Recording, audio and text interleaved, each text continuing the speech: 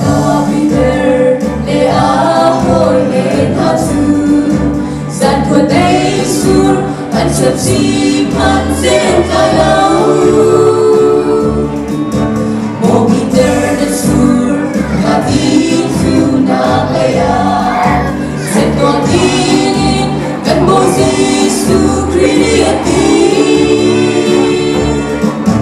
bo ben ya bangin an sur an vun che ti ka re dòng lâu viang in ngã tâm vì dù anh thấy tràn cần đi sâu vui bên ngô ngã in cần nu để xì à chu re dòng lâu khá chua vì kịp cha hồn đủ cần si sẽ anh nô nhạc tha cần dù đường là hoa chu san thu tê cần xuống trên na dù san thấy na ta ngày lâu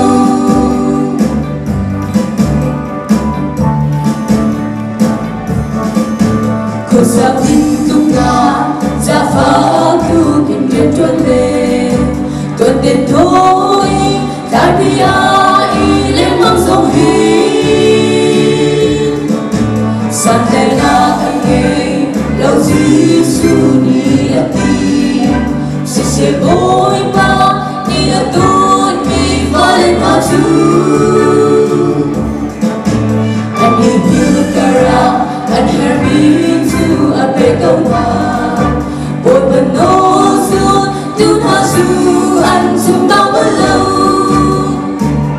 cần đi sông boy but no ba in can do the sea a chu el toman ra vì kịp cha hồn đủ cần sẽ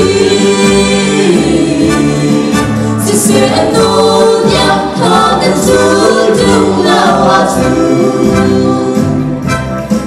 gian khuyên tê cần xuống thế nào dù gian cây đã cả ngày lâu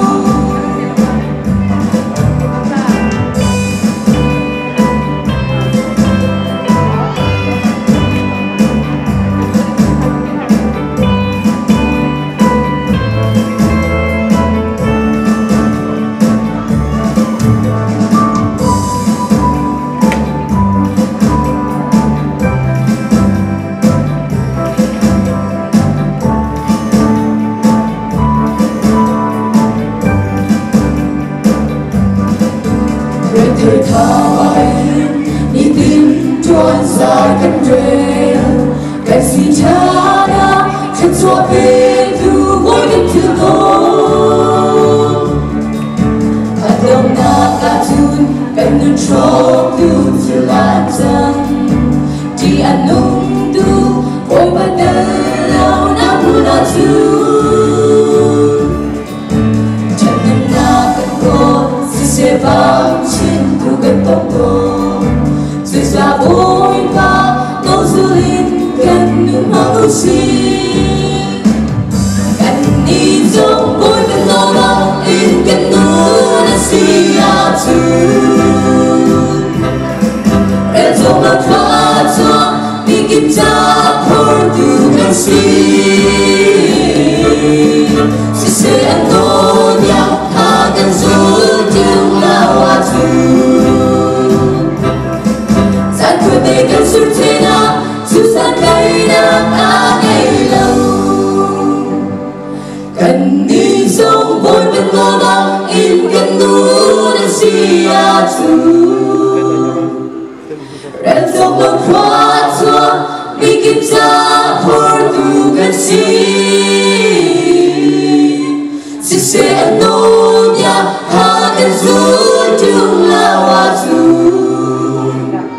gian khuyên tê cần xuống thế nào dù san cây đã cả ngày lâu cần đi sông vui bên ngô bằng in cần nu để xì à chu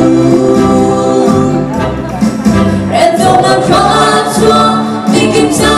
hồn đủ cần sẽ ăn nô nhạc ha cần dù đường là hoa chu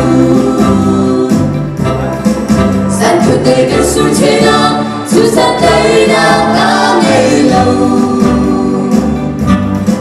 gian khổ tây cần xin thế nào dù sẽ đây đã cả ngày lâu